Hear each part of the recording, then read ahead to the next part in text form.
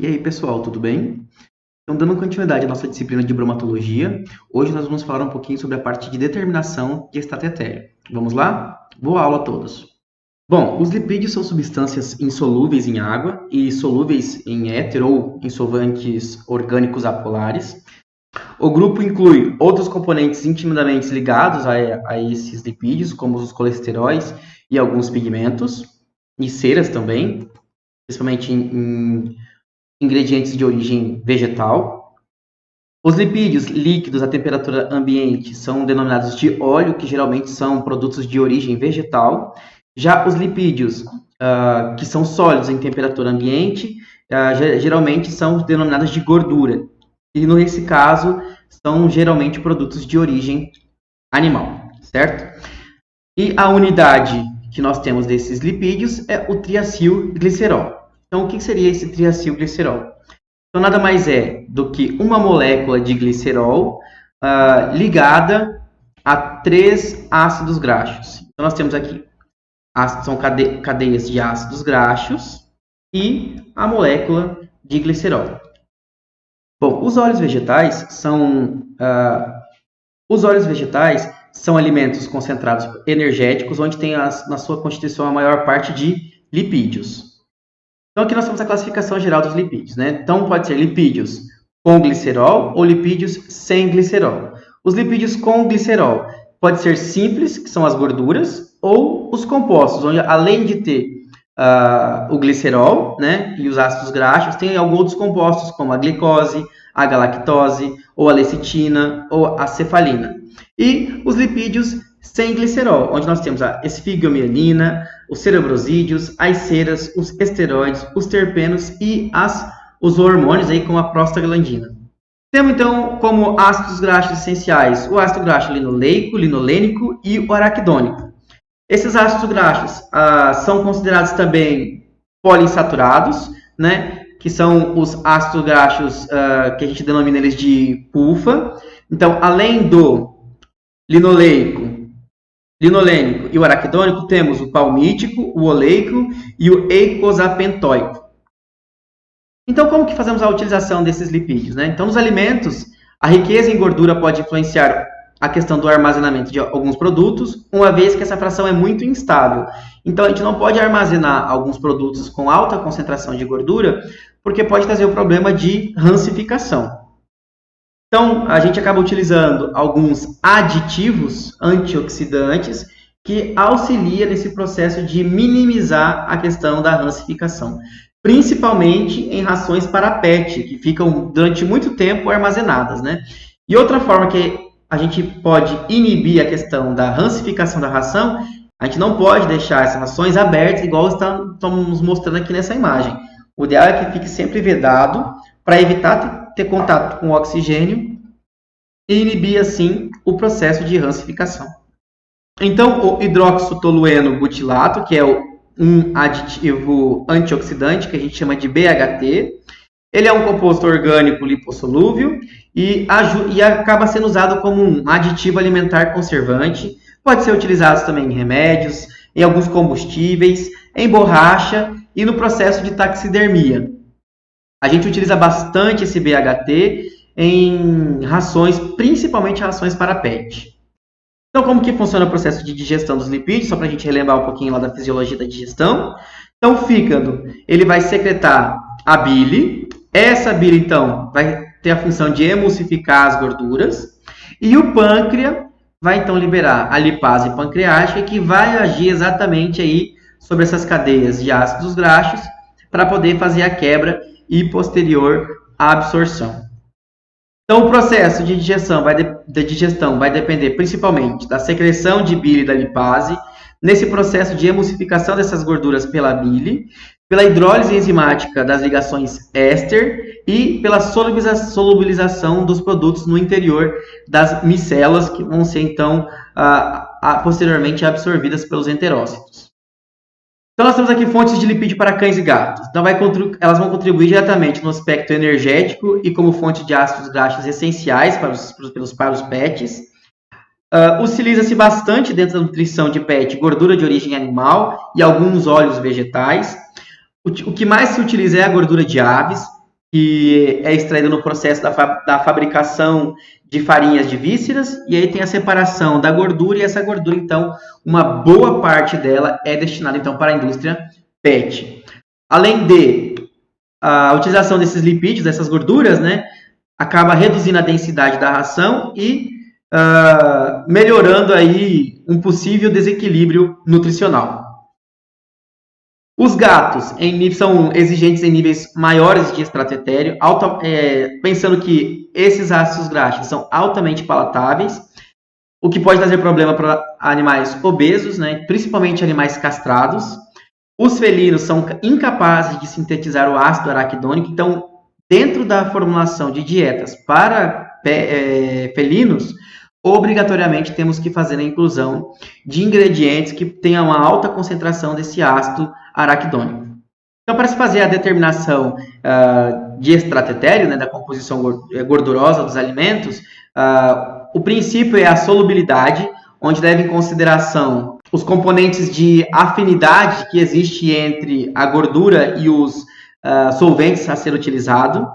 A solubilidade é uma característica bastante utilizada da separação da gordura dos alimentos. Os lipídios, eles são substâncias insolúveis em água, mas ela é bastante solúvel em éter ou outros solventes orgânicos apolares. Mas o que mais tem utilização no processo da determinação do extrato etéreo é o éter.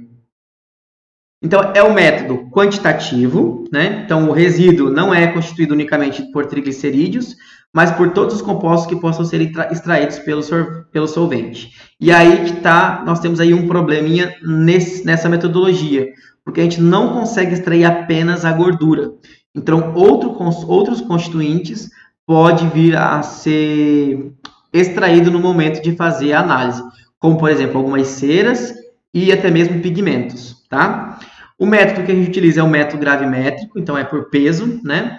E esse método ele pode ser aplicado tanto em ingrediente em separado, ou em forragens, ou em rações, né? Onde tem a mistura de diversos ingredientes ou diversos alimentos.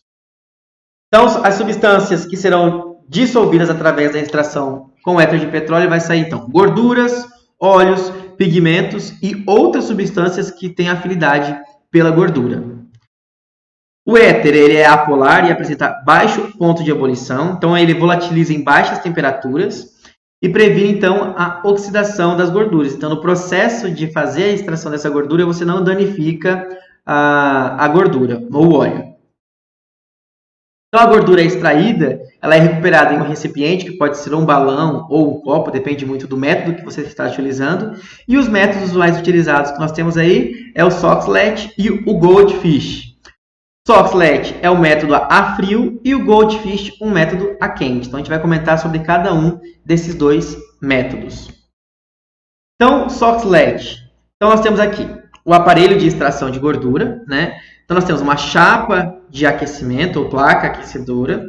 Aqui nós temos o solvente, que é o éter de petróleo que a gente utiliza. Aqui dentro dessa corneta, a gente coloca a nossa amostra. E aqui em cima nós temos o condensador. Então, como que isso vai funcionar? Essa chapa vai aquecer então o solvente que está dentro do balão. Esse solvente ele vai evaporar e vai passar pela lateral dessa corneta, vai subir aqui para cá. Aqui em cima vai ter uma água corrente passando constantemente, que vai resfriar esse gás, esse éter que está em estado gasoso, vai condensar esse éter vai pingar novamente para dentro desse recipiente onde está a nossa amostra. Então, vai ficar pingando constantemente, até que essa corneta aqui ela vai encher, e aí tem um sifão aqui que faz com que esse éter, junto com a gordura que vai se desprender da amostra, caia então para dentro do balão. E esse ciclo fica aí por 6 horas até a gente fazer a extração total da gordura.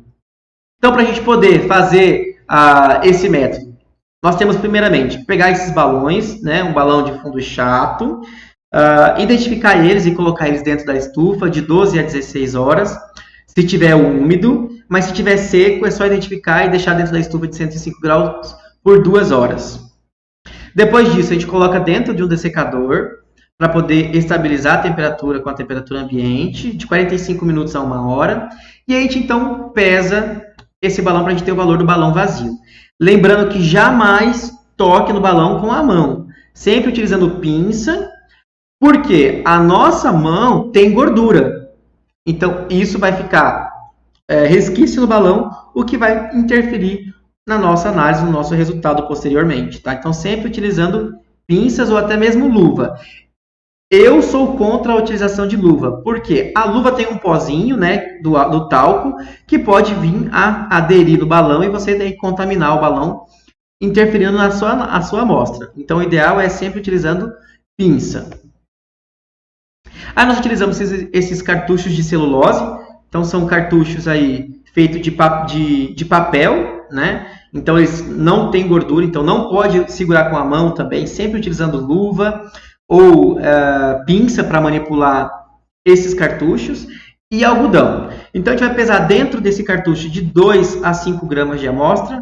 Mas, professor, é 2 ou 5? Como que eu vou saber o quanto que eu preciso pesar?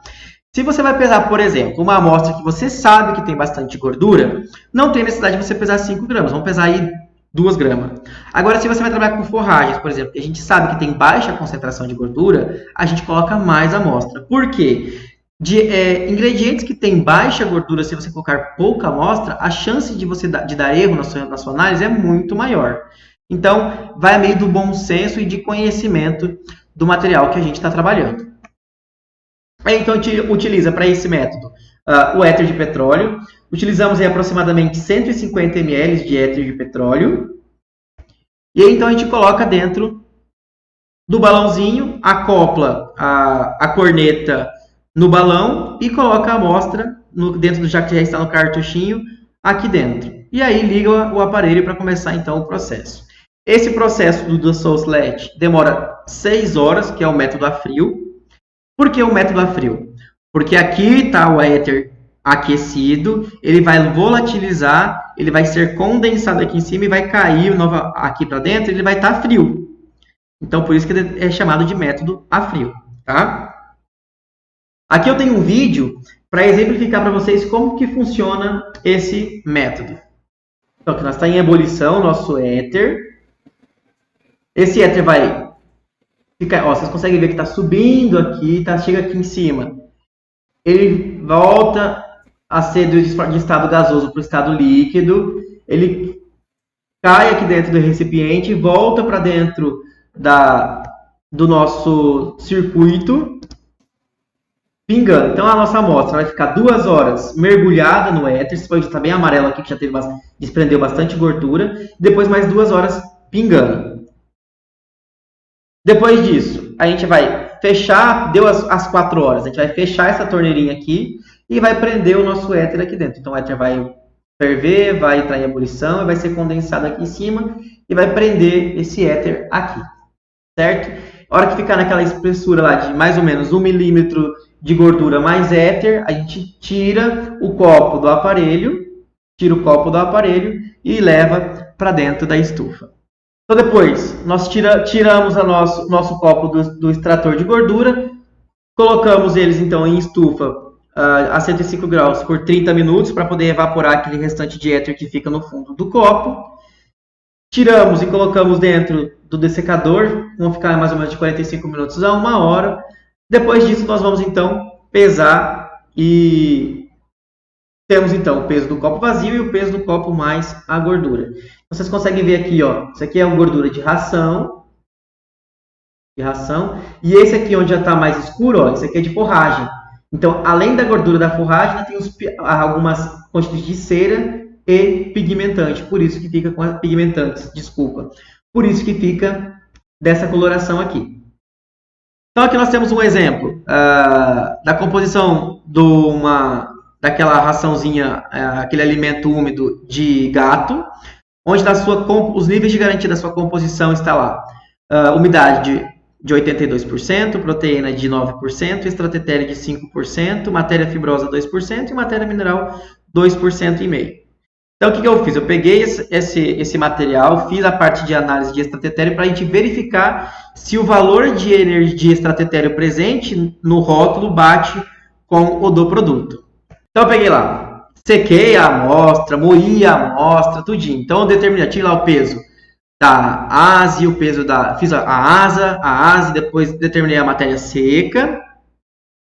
Pesei 5 gramas da amostra dentro do cartucho lá de celulose, e aí tem o peso do balão vazio e o peso do balão mais gordura. Então, para a gente saber o total de gordura, é só pegar o peso do balão mais gordura menos o peso do balão vazio, chegamos no valor de 1,5039. Então, para a gente saber o valor da porcentagem de extratetéreo, nós pegamos este valor aqui, dividido pelo peso da amostra inicial, que é o que eu pesei para poder fazer a extração, e multiplicado por 100. Então, jogo os valores aí na nossa fórmula, né? Peso do balão mais a gordura, menos o peso do balão. Isso aí divide pelo peso da amostra vezes 100. Chegamos no valor de 30,07. Então, a porcentagem de extratetéreo na asa, que foi aquilo que eu peguei e pesei, é de 30,07. Agora, eu preciso determinar o quanto tem de gordura na matéria seca.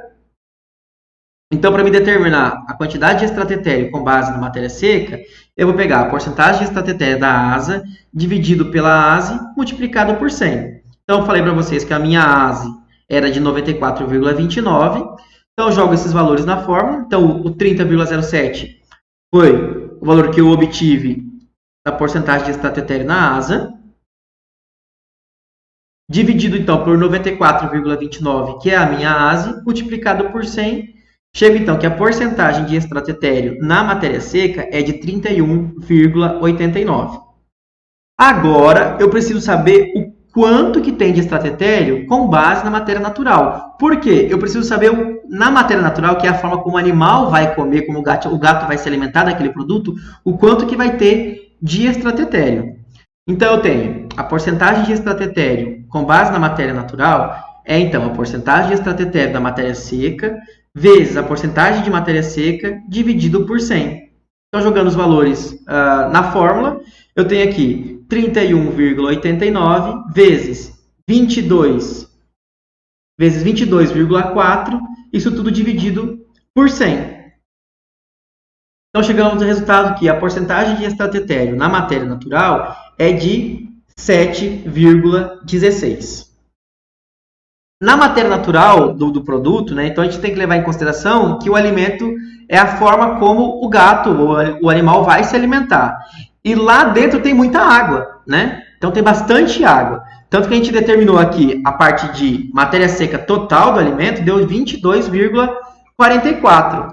Então, se a gente pegar 100 menos 22,44, a gente chegamos que esse alimento tem 77,56% de umidade, ou seja, a cada 100 gramas do alimento, 77,56 gramas é água. Então, perde-se muita coisa com água, certo? Então, eu tenho aqui que a porcentagem de extratetéreo na asa, que foi aquela amostra que eu depois de seca, deu 30,07. A porcentagem de extratetéreo na matéria seca é de 31,89 e na matéria natural, que é aquilo como o animal vai se alimentar, dá 7,16. E se a gente for comparar esse resultado com o valor que estava lá na nossa embalagem, né, que os níveis de garantia, nós chegamos então que ele dizia que o valor de extratetéreo mínimo é de 5%. Então, com base ao nosso resultado, a gente pode dizer que esse alimento, ele cumpre o que diz a embalagem. Então, ele está dentro, porque falou que o valor mínimo é de 5% e está acima de 5%, está com 7,16%. Ok, moçada? Bom, então era isso que eu tinha para falar para vocês hoje sobre a parte de análise de extratetéreo, determinação de gordura. E na semana que vem nós nos encontramos novamente e vamos falar um pouquinho aí sobre a parte de determinação da constituição de fibras. Então, vamos falar aí sobre FDN, FDA e fibra bruta, ok? Forte abraço a vocês e até a próxima semana.